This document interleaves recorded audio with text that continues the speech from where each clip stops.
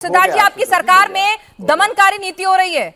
आप लोग रिपोर्ट नहीं कर रहे हैं, तहरीर ले लेते हैं, एफआईआर दर्ज नहीं कर रहे हैं। क्या दिक्कत है भाई एफआईआर कराने में? रिकॉर्ड कीजिए, जांच कीजिए। सबसे पहली बात तो पिनाजी मुझे समझ नहीं आ रहा, आशुतोष जी जिस कुंठा भरी और कड़वाहट भरी मानसिकता के साथ बात कर रहे हैं उतनी कुंठा की तो आवश्यकता ही नहीं है। चाचा नेहरू से अपनी बात की शुरुआत करी थी, इनका जन्म हो गया होगा तब चाचा नेहरू के समय में, इसलिए उनकी बात कर रहे थे ये। मेरे को नहीं लगता कि इस प्रकार का कुंठा भरी बातें टीवी पे आकर करनी चाहिए। पर खैर, दो बातें मैं कहता हूं, बहुत अच्छी स्ट्रेटेजी है समाजवादी पार्टी की। किसी को भी लाओ, ना उसकी कंप्लेंट कराओ, ना उसकी कंप्लेंट दिखाओ, कंप्लेंट रिसीव ना हो तो ना उसके लिए कोर्ट में जाओ, प्रेस कॉन्फ्रेंस में बैठाओ। हमने 2021 में प्रेस कॉन्फ्रेंस करी थी, फिर क्या किया? सो गए हम जाकर के।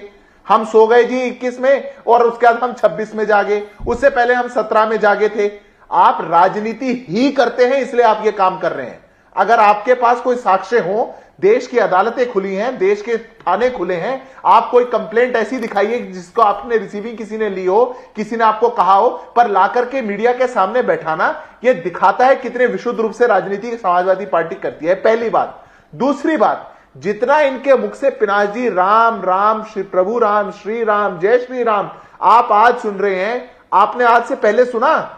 तो मुझे तो लगता है बहुत अच्छा काम हुआ। जब ये कालनेमी भी राम राम करने लग गए, ये विधर्मी भी राम राम करने लग गए, तो इससे ज्यादा बेहतर क्या होगा?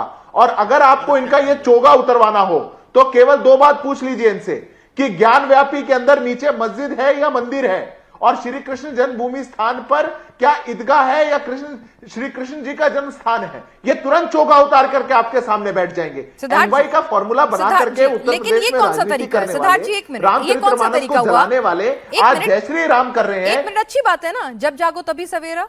राम का नाम तो कभी भी ले लीजिए, इसमें क्या दिक्कत है? और दूसरी बात ये कौन सा क्राइटेरिया हुआ कि अगर मुझे किसी चीज में कोई कमी पेशी दिख रही है तो ये कौन सा तरीका हुआ कि पहले इसके बारे में बताओ तभी मैं सवाल उठा सकती हूँ?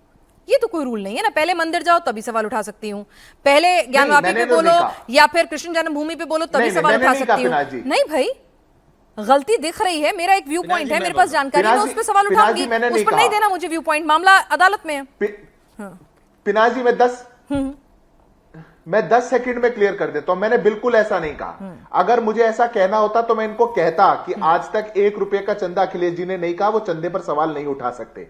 अखिलेश जी दर्शन करने नहीं गए, वो राम मंदिर पर सवाल नहीं उठा सकते। आशुतोष जी जो बैठे 10 रुपए की पर्ची नहीं दिखा सकते, वो इतना बड़ा भाषण नहीं कर सकते। मैंने नहीं कही ये बातें, मैं कह रहा हूं बिल्कुल कहो, आप साक्ष्य हो तो कहो, पर ना हम थाने में जाएंगे, ना हम कोर्ट में जाएंगे, ना हम कहीं कंप्लेंट देंगे। हम मौका देख करके टीवी के सामने किसी को बैठाएंगे और जय श्री राम करने लगेंगे तो अच्छी बात है आपने कही, जब जागो तब सवेरा। पर ये वापिस सो जाएंगे जैसे ही आप इनसे ज्ञान व्यापी के बारे में पूछेंगे और कृष्ण जन्म स्थान के बारे में पूछेंगे, ये सो जाएंगे, सवेरा शाम में ढल जाएगा। यह है इनकी सच्चाई। तो अगर एक्सपोज हो रहे हो और एक्सपोज होना इतना आसान हो तो कर देना चाहिए, मेरा इतना ही आग्रह है।